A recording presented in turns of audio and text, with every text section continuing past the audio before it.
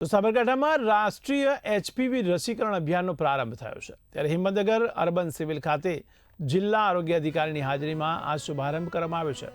જિલ્લામાં 50 આરોગ્ય કેન્દ્ર અને 13 સામૂહિક આરોગ્ય કેન્દ્રમાં આ રસીકરણ કરાયું છે।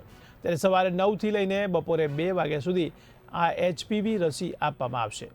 તો 14 થી 15 વર્ષની લગભગ 14,155 દીકરીઓને આ રસી આપવાનો લક્ષ્યાંક છે। તો જિલ્લા પંચાયતની આરોગ્ય શાખા દ્વારા દીકરીઓના સ્વાસ્થ્ય સુરક્ષાને ધ્યાનમાં રાખીને આ અભિયાન હાથ ધરવામાં આવ્યું છે। તો ગર્ભાશયના મુખના કેન્સર જેવી ગંભીર અને જીવલેણ બીમારી સામે રક્ષણ આપવા આ રસીકરણ શરૂ કરવામાં આવ્યું છે। જિલ્લાના 50 આરોગ્ય કેન્દ્રો અને 13 સામૂહિક આરોગ્ય કેન્દ્રમાં સવારે 9 વાગ્યાથી લઈને બપોરે 2 વાગ્યા સુધી આ રસી આપવામાં આવશે। જિલ્લામાં કુલ 4,000 જેટલા ડોઝ ઉપલબ્ધ થયા છે।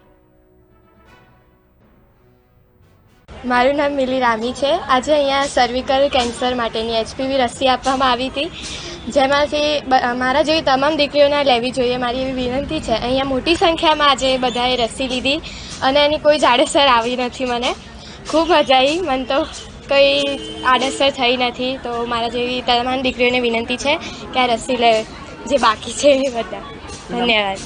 સર્વાઇકલ કેન્સર રોગ સામે રક્ષણ આપવા માટે આપણા માન્ય વડાપ્રધાનશ્રીએ અજમેર ખાતેથી 28/2/2026ના રોજ એચપીવી વેક્સિનનું રાષ્ટ્રવ્યાપી અભિયાન શરૂ કર્યું છે, જે અંતર્ગત સાબરકાંઠા જિલ્લામાં પણ જે દીકરીઓએ 14 વર્ષ પૂર્ણ કર્યા હોય પરંતુ 15 વર્ષ પૂર્ણ ન કર્યા હોય એવી 14,155 દીકરીઓને પણ રસી આપવાનું અભિયાન શરૂ કરવામાં આવ્યું છે।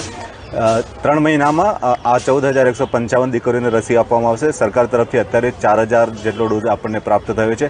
આપણા સાબરકાંઠા જિલ્લાના 50 આરોગ્ય કેન્દ્ર અને 13 સામૂહિક આરોગ્ય કેન્દ્રમાં આ રસી ઉપલબ્ધ છે। સવારે 9 વાગ્યાથી બપોરે 2 કલાક સુધી આ રસીનો કાર્યક્રમ શરૂ રહેશે। આજે કેટલી દીકરીઓ રસી લીધી? આજે અહીંયા જોઈએ તો અર્બનમાં 20 દીકરીઓને રસી આપવામાં આવી છે।